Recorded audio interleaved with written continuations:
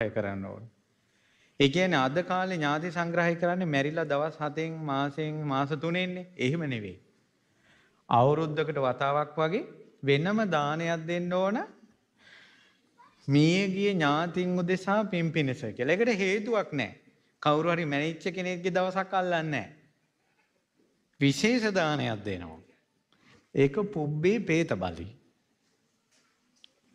සමහර ගෙවල් වල තියෙනවා ඥාතීන්ට පින්පිනිස අද වෙනකල්වත් අවුරුදු 20 25 දානෙ දීලා නැති ගෙවල් තියෙනවා. ඥාතීන්ට පින්පිනිස පෙන් වඩලා දාන ටිකක් දීලා නැහැ. අර මේ ලෝකේ පිනක් දෙනවා මේ ඉඩමක් පූජා කරනකොට පෙන් වඩලා පූජා කරනවා එකක් තියෙනවනේ.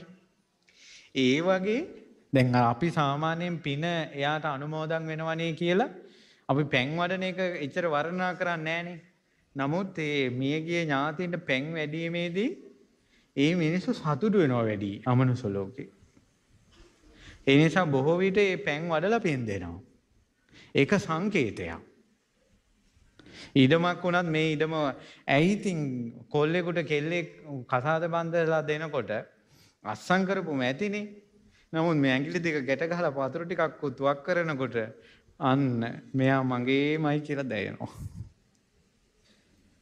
අම්මලා අඬනවා කෙල් දුන්නා කියලා. සංකේතයක්.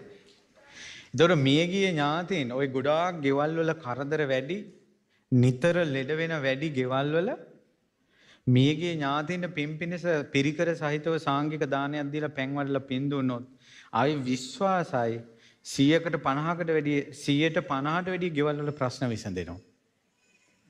මොකද මියගිය ඥාතින් පරම්පරාගත ඥාතින් හූල්ලා ඉන්නේ.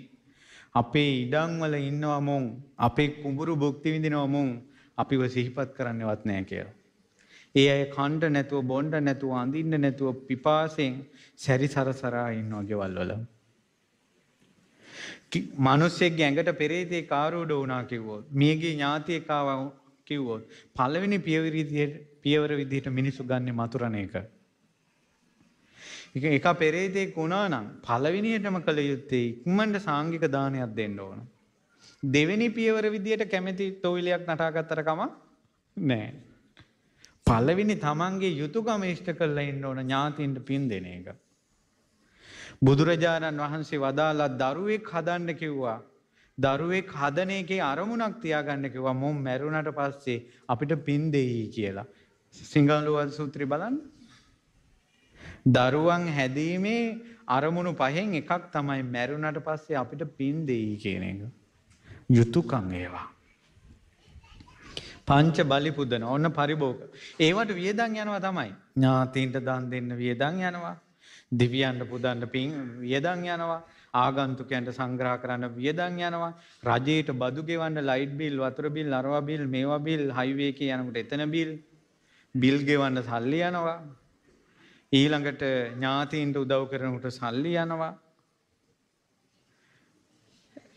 දානමාන වලට මුදල් යනවා. වියදම් තමයි. සල්ලි යෙදවිය යුතු තැනට ධනෙ යනවා. ඒකෙන් එයා අපාය යන්නේ නැහැ. එයාට නරකක් වෙන්නේ නැහැ. ওই යුතුයකම් කළොත් මැරෙන වෙලාවෙ හිත එළිය වෙනවා.